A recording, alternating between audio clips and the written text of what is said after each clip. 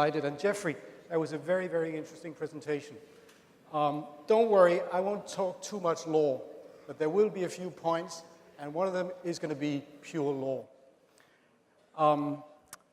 I had a problem deciding what subject I really wanted to talk about today, because this whole conference being about technology and about humanism and education is so vast that whenever I found a subject, I changed my mind and found another one that was even better. Until one day, I was actually on vacation, it occurred to me that I understood what the real problem was, what the real challenge was that we're facing today in terms of education, humanity, and technology. But before getting to that, which I call the essential skill, just try and answer the following question. What I have right now is something that's worth billions of dollars. Something that corporations are fighting for every second round the clock. And what is that? What do I have right now which is worth billions of dollars? Your attention. I have your attention. So what I'm going to ask you, please, is to focus and concentrate that attention. I know it's going to be hard. Put away your phones. Get back in the driver's seat. Be in control. Let us decide where our attention goes. Now, the reason I mention that is that that's so key for education. Now, before I get to what happened when I was on vacation and understood what the real problem is, let me tell you another story inside the story. You know, building it up, right? Lawrence, I'm glad you're here. Stand up, everybody can see Lawrence. Our friend from Germany. Hello, Lawrence. As you can tell, Lawrence didn't know I was going to pull this trick on him. And Lawrence and I, we didn't know each other, but we met in Delhi. And we flew together from Delhi to this place. And Lawrence was my victim for 2 hours, right? You sat next to me and you pretended to enjoy it. So that was lovely. That was lovely. At a certain point in time, Lawrence dozes off, which gives me the opportunity to look at this lovely seat pocket in front of me, and I found this newspaper. And there was this incredible story about a Japanese man called Okihoko Kondo. Do you know who that is? Okihoko Kondo. You know what he did? He got married. Now, what's so strange about that? Why was that in the newspapers? He got married to a hologram. What? He got married to a hologram. This guy invited 40 people to his wedding. It cost him $17,500, or the equivalent in yen, and he got married to a hologram. 35 years old. And he loves it, or her, or whatever. You know, what is this universe we're creating?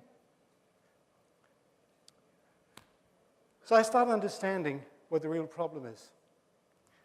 When I was on vacation, it was in the south of France, in Cannes, lovely place.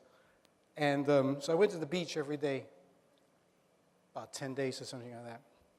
And there was this girl on the beach, 2.5 years old. She wasn't playing in the sand. She wasn't swimming. She was sitting there on the beach, playing with her phone, right? Her phone, not her mother's phone, her phone. 2.5 years old. I suddenly understood what the problem was. Bang. Okay. Are we on? Here she is. Isn't she lovely? Her name is Maya. Now you see, this was not a sunny day, so she wasn't on the beach that day. She was cycling. But she's got her phone in her hand. 2.5 years old. What is the universe of Maya going to be? When she's 10, when she's 15, when she's 18? With people marrying holograms? I mean, what is the world that we're creating for Maya? What are her values going to be? How will she get her knowledge? How will she get her information? Will she get it from school, or will she get it from this thing that's with her all the time? Or whatever it will be in 2 years, 3 years, 4 years, and 5 years. Well, I'm afraid, I'm seriously afraid, that everything she will know will be what this thing tells her. And her attention, well, you know, I'll get to the book. Her attention will be captured by this. And in reality, she won't know very much, because whenever she wants to, you know, whenever she's thinking of something or she wants to check something and so on and so forth, she'll just look it up. She won't have to remember anything, right? She just looks it up. And speaking about books, why should she learn to read? Why? She can just talk to this thing, right? Is it really necessary that she learns to read and write? You think it is, but I challenge you, maybe it's not. Sorry, we'll get to Q&A. I really don't think that it will be a necessary skill for her in this environment to learn to read and write. And certainly doing math or counting won't be necessary. She just asks this machine to do it for her. And all the information that she'll get it immediately. She doesn't need to remember anything. That, dear friends, that's the challenge. That is the problem. 2.5 years ago, I helped a senator in France draft the first law in Europe on fake news. I'm so glad it didn't pass, by the way. but it was a really interesting exercise. Now, the first recital of that law was that we need, as you say in French, to make it a grande cause nationale, right, which is the big national cause of education. And that was probably the only part of the law that I would have liked to see passed. How many teachers do we have in the room? Educators? I thought so. I thought so. Okay. You're really you're in the forefront. I mean, you are really the soldiers protecting our humanity. You really are. And our civilization. Your job will not so much be to teach reading and writing and math and the rest of it, but teaching our children, and I'm going to use another French word, which is the esprit critique. You need to make sure that our children question everything and don't have their lives and their universe dictated by this thing. Your job is to teach our children to be independent, to be autonomous, and to think and to question everything. Now, as a lawyer, it's interesting that one of the things that you learn in the courtroom and also when you have discussions and so on is there is an art which seems to be completely forgotten in education. Completely forgotten. And to me, it's the most important. And it should take place at first grade level. And that's the art of debating, right? The art of debating, forcing Maya to argue the opposite of what this machine tells her, just for the sake of the argument. Forcing everybody in the classroom to see the other side and to argue against themselves. If we teach our children to do that, it's going to be more important than reading, writing, and math, because again, they're not going to use those skills. We need to teach them that the true meaning of relativity. We need to teach them that whatever the truth is, and I'm not going to, this could be a 3-day thing, it's most probably not what they get from this machine. There's a really interesting story about Wikipedia, right? That's where we all get our knowledge from, quote unquote, today. And look it up afterwards. It's on Wikipedia. It's called Wikipedia hoaxes, right? So these are unmasked stories on Wikipedia, scams, hoaxes. Some of them go unchallenged for years. The latest statistic I read on this is that one third of all Wikipedia disputes are left unresolved, all right? The idea of this universal encyclopedia doesn't work. Yet it is the source of wisdom. The source of wisdom for much of us in this room, and certainly it's going to be for Maya. We need you teachers, you need to make sure that our children, and I hope you will question everything, will be irritating. That's what you need our children to be. They must be irritating, question everything, especially since otherwise they'll be completely manipulated by the thing. So my first point was really the importance of debate and the importance of not getting information from this kind of thing, but making sure to stop disinformation. I promised to make one legal point. I got to say that when you talked about the cost-benefit analysis, and I agree, you mentioned that yesterday, everything sooner or later translates into ethics and law, so the points I just made now are also legal, but not in the strict sense of the word. But I've got one legal question here is, the corporations that will determine the view of the universe, the cosmology, the epistemology, right, of Maya, what are their obligations? I use the word epistemology, right, the science of knowledge. Today, knowledge is reduced to correlations, right? Big data is correlations. If this happens, then there is a probability then that will happen, all right? And we think that we know more because of that. Of course we don't. The world is much more than probability and statistics. The world is really, if we want to understand it, if we want to get back to cosmology, it's not correlation, it's causality, right? You remember that? The word causality doesn't exist any longer in science. Everything is probability. And the problem is that probability often works, but it doesn't give us an understanding of how the world works.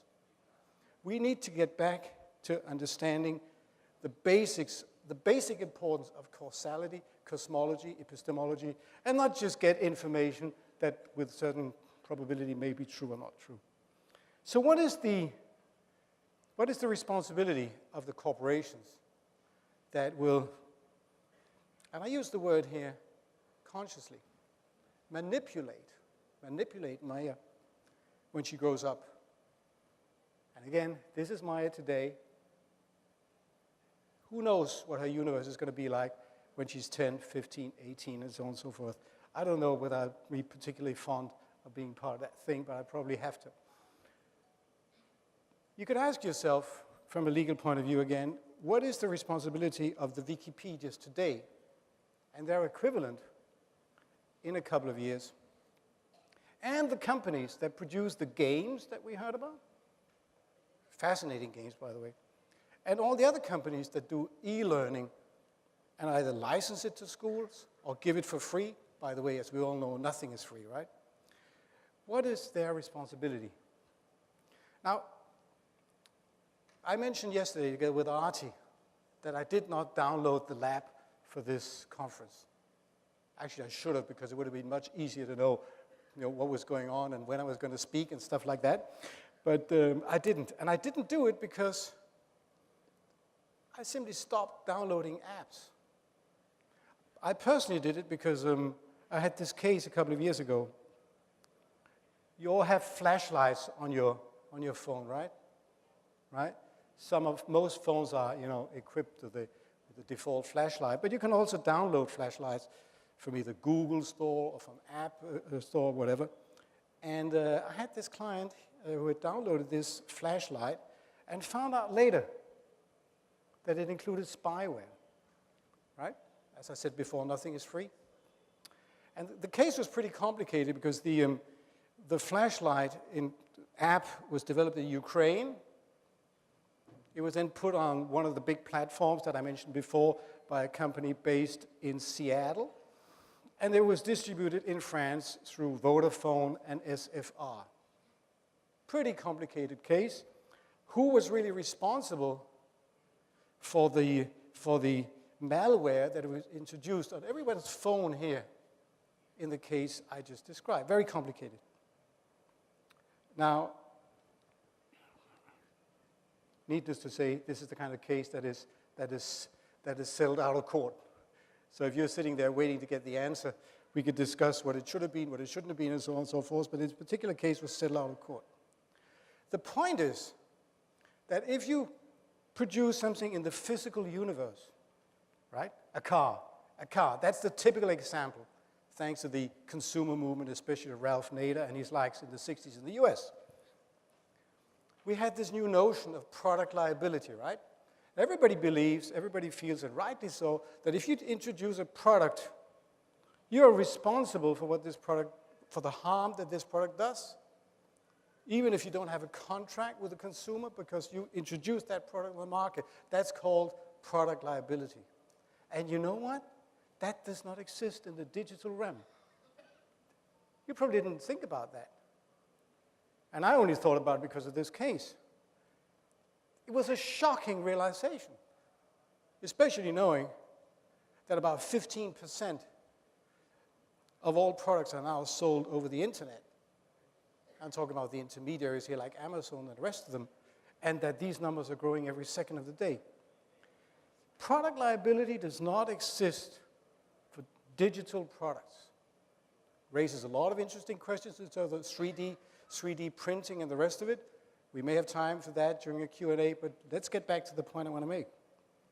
Since product liability does not exist, the question as to who is responsible for misinformation, for manipulation, for bias in terms of education on the internet.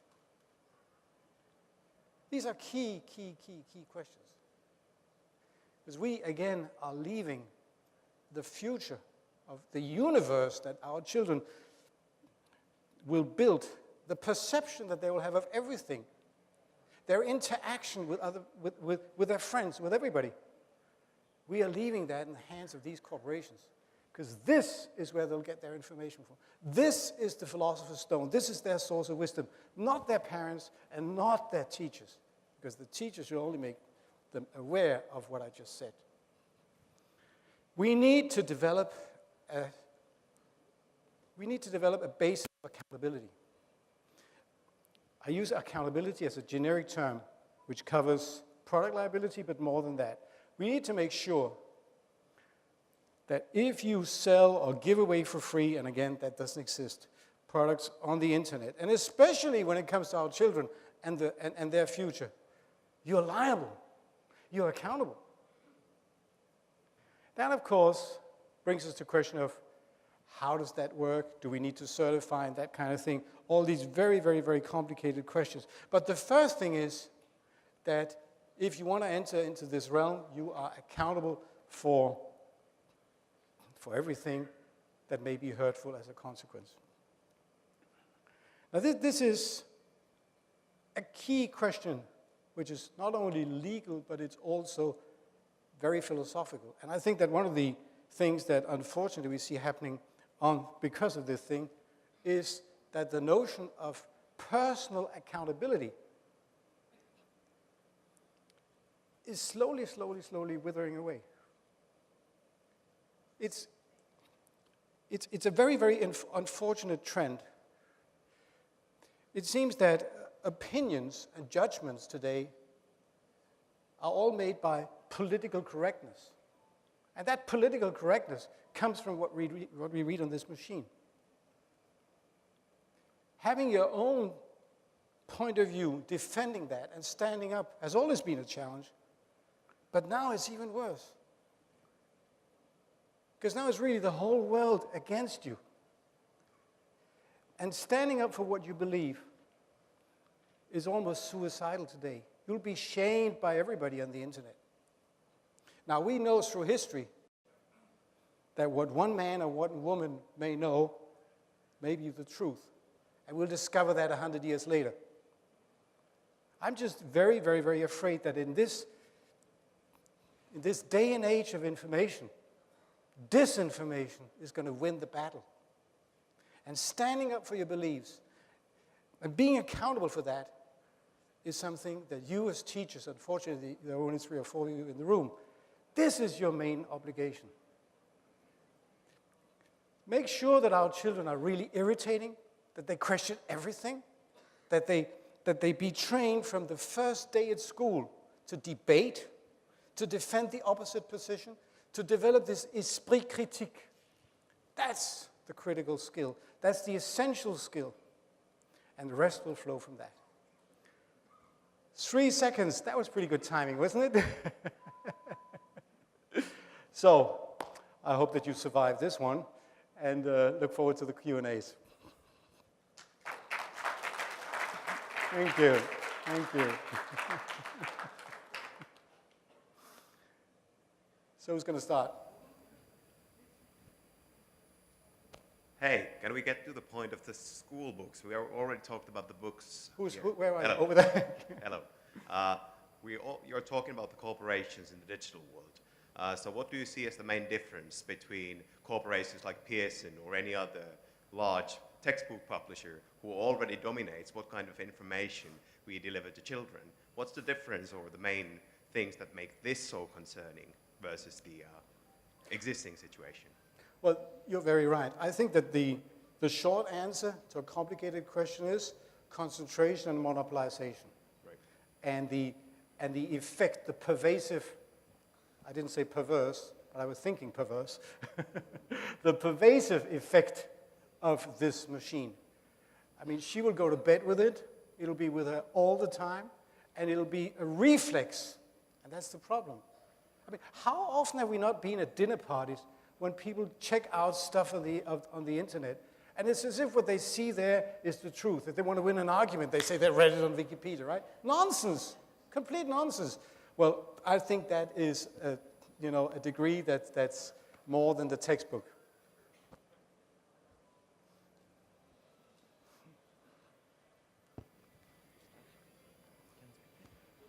So my question is that in that case that you mentioned, What? in the case that you mentioned where someone was bloating and a spyware in the app, Yeah. and you said that apps, digital apps and softwares are not have a product liability, Yeah. but the networks, in that case Vodafone, have a network liability, and when they are using as a default app in their phone, does not that make them wrong there, and they are liable as well? So we can go back to Vodafone and say that you should not have at least made that a default app.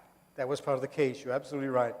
That was absolutely part of the case. As I mentioned, SFR and Vodafone, and that was one of the real reasons why the case was settled. Now, two more words on that. The real problem here is, and bear with me because it's going to take a couple of minutes, the real problem here is that the law today, especially in the US, right, and since the US governs the internet, because that's a fact whether we like it or not, is that these telecom providers and the internet service providers and the platforms and the search engines and the social media and so on and so forth are deemed to be what we call mere conduits, right?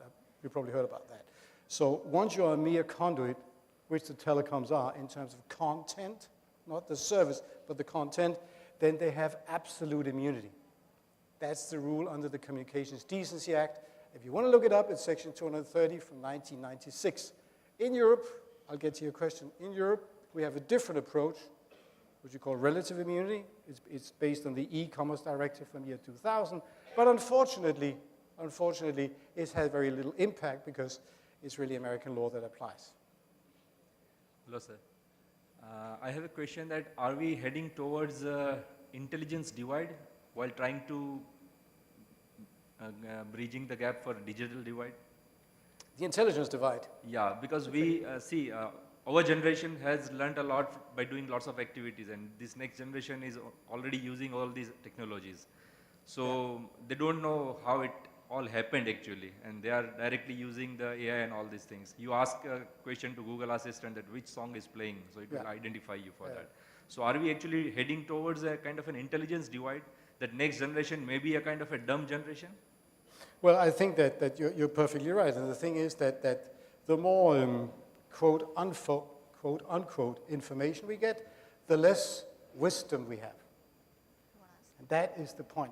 And that is one of the things that maybe you're getting to wisdom divide. Maybe that is the point you're making. And if that is the case, I totally agree.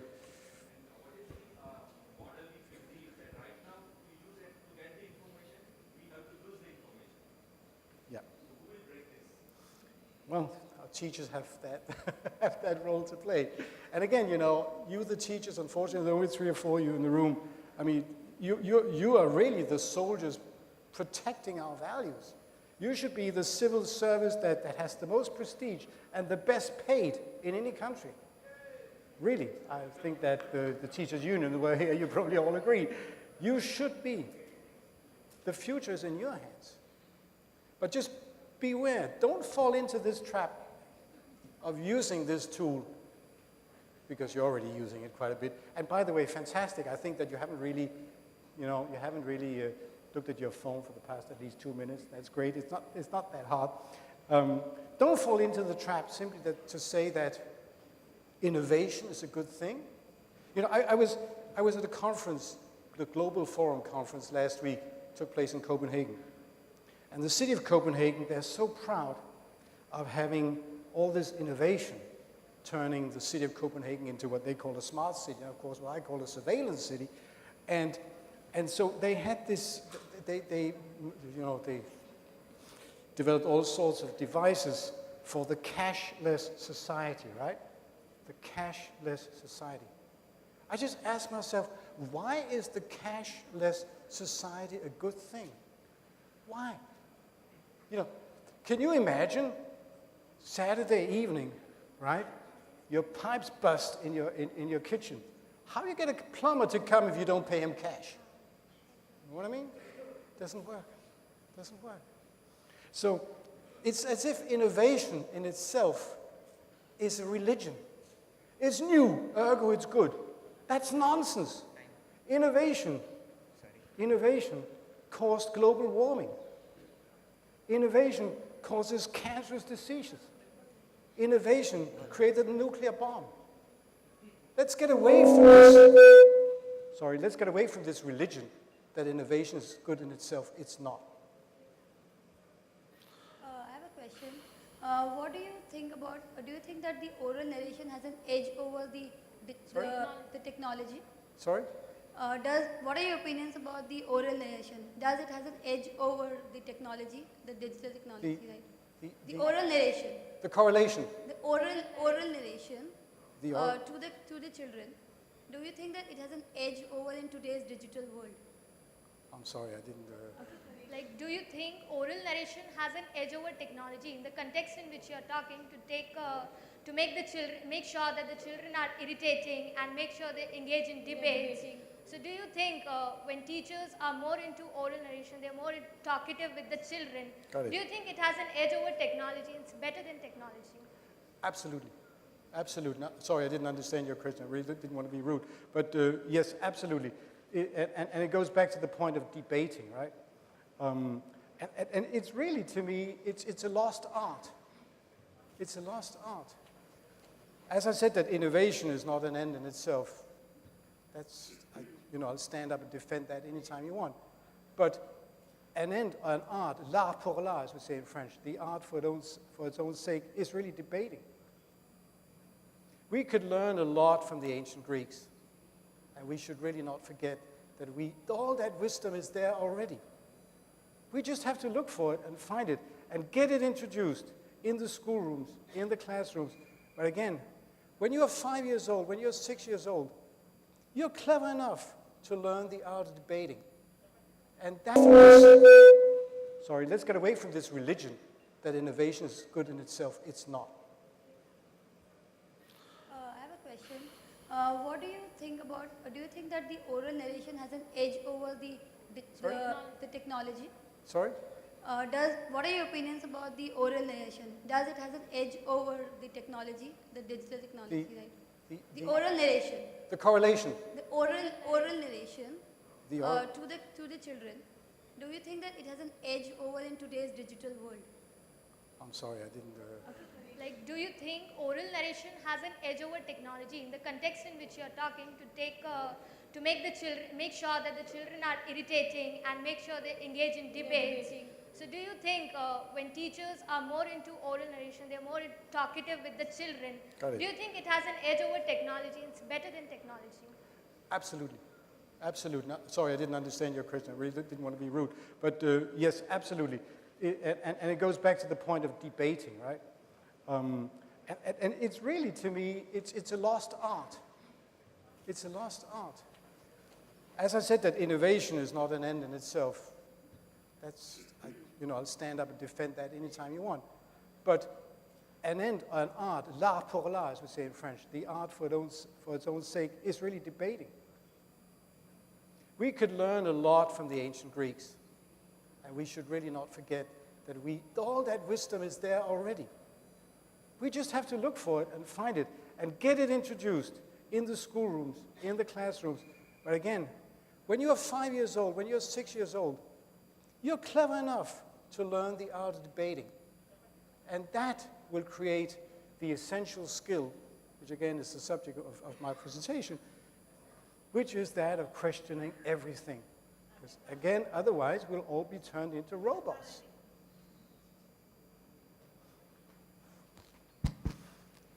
You have a question? I have a question. It kind of follows on from what Jeffrey had mentioned earlier. Is a lot of these products in the long 11-page list of conditions, they suggest a certain jurisdiction where it's going to be resolved. But the issue is now so transboundary that is there a need for some new international resolution process, that it's not within this California state, well, it's not within the US state, but it goes, well, what we have right now is the International Criminal Court, but that's just focus on the criminal acts. Is that something that is necessary to address this particular issue? Because with AI now emerging, the power of AI depends on getting as much data from across the world. Yeah. Not just one particular part, because then you get confined. You just identified one of the major problems we have on the internet from a legal point of view. The universality of the internet pitted against sovereign laws. And how do we deal with that? Now, I happen to be part of a working group headed up by the Special Rapporteur on Privacy by the United Nations. And what we're working on is trying to define the national security exemption to data privacy. Read Snowden, all right? Data privacy, even in the GDPR in Europe, has exemptions when it comes to national security. Now, how do we define national security? And how do we make sure that that definition is not being abused so that whenever the government wants information, they just say it's national security? And what kind of legal procedures do we have? Do we need like a FISA court that we have in the US at an international level and so on and so forth? Now, that led us in a special working group to think about what we call an online dispute resolution mechanism. It really started off with defamation. As I said before, today the opinions and the judgments made by the public, by the wolf pack, causes people not only not to stand up for their convictions because they're going to be shamed, but also causes people to lose their reputation because of defamation. It's more or less the same thing, that everybody gets together in attacking someone and he doesn't stand up for his convictions. That's why, and that's universal. I mean, it doesn't help getting something taken down in India or in France or in Denmark or in the UK if you can still access it on a domain name .com. That's really your question. By the way, we're all waiting for a decision coming down, hopefully in February, from the European Court of Justice on that particular question relative to Europe, US. It's called the global reach problem. But what we're working on in this UN subgroup is an online dispute resolution mechanism which will allow swift, because that's really the key. The damage is done immediately on the internet. And what's up there remains accessible in principle forever. So the damage is immediate, and it's viral, and it's there forever. So if you want to do something about that damage, speed is essential. That is why the normal legal system, whether it's arbitration or whatever conflict resolution scheme you have, simply doesn't work. You're so right. We need an online dispute resolution mechanism which all countries can agree on, based on shared values. Now, this is going to be very complicated because we'll have a lot of values that are not shared, but there are quite a few that are shared by the whole international community. Suffice it to refer to the Universal Declaration of Human Rights from 1948. Each and every member of the United Nations has de facto adopted that Universal Declaration of Human Rights, which contains some 30-odd rights. Most countries have signed up to the International Covenant for Civil and Political Rights, the ICCPR, which has more details about that and also has a dispute resolution mechanism, but again, that one doesn't work. So what we should be working towards is defining or implementing those rights on which we all agree, and we will find most of them in the Universal Declaration, and then have an international dispute resolution mechanism that will apply these rights to the impugned content before them. Maybe wishful thinking, but it's necessary. It's necessary if we want to maintain an internet that's universal. And that's kind of like the idea of the internet, right? This global empowerment and all these wonderful buzzwords. It really rests upon the presumption that it's universal, that we all get the same information. That's the idea. If we don't do anything about the problem that you just asked, the question you just asked, that universality of the internet is going to disappear. And what we usually say when we do policy on that is that the internet will become the splinternet. And that will also aggravate the problem of the digital divide or the misinformation, which you already see with certain countries that are not really part of that universality. We have some delegates from China, you know what I'm talking about. That country took a conscious decision of having its own internet, so to speak, with a great firewall. Do we want that all over the world? We probably don't, but it's going to happen if we don't get that dispute resolution, absolutely. Okay. Thank you very much for a very good presentation. Why it really comes home to me is because, like Maya, I have a 2.5-year-old girl, and she fights with me on the phone that it's my phone. And I've started to look at it, I'm kind of like, pretty a bit confused when it comes to regulating that or access to, because now, even while I'm not around, she could actually have access to a phone, perhaps through her mom or something like that. So in unregulated societies, I came in from Nigeria, and we don't really have strong cyber laws and all that. And so talking about things like digital and online things, it's a challenge. How do one regulate that for a kid growing up and maintain a kind of a confine for the child to kind of grow up to 5 or 6 to be able to be critical enough to know this is not the right thing, this isn't appropriate, and this is what I should do. I need you to help me out. It is a real problem. In France, what we did, very recent law, is that we really prohibited the use of cell phones at school. And everybody really agreed that that was a good idea. It allowed the teachers to get the necessary attention, and it also allowed the children, at least while they're at school, not to grow more and more dependent upon this special tool that becomes part of their anatomy.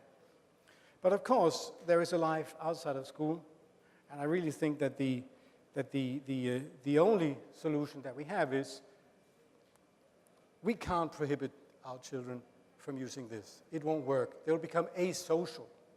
I mean, the peers do it, and if they don't follow what's going on already today on YouTube or whatever, they didn't pick up the latest acronyms, they'll become autistic.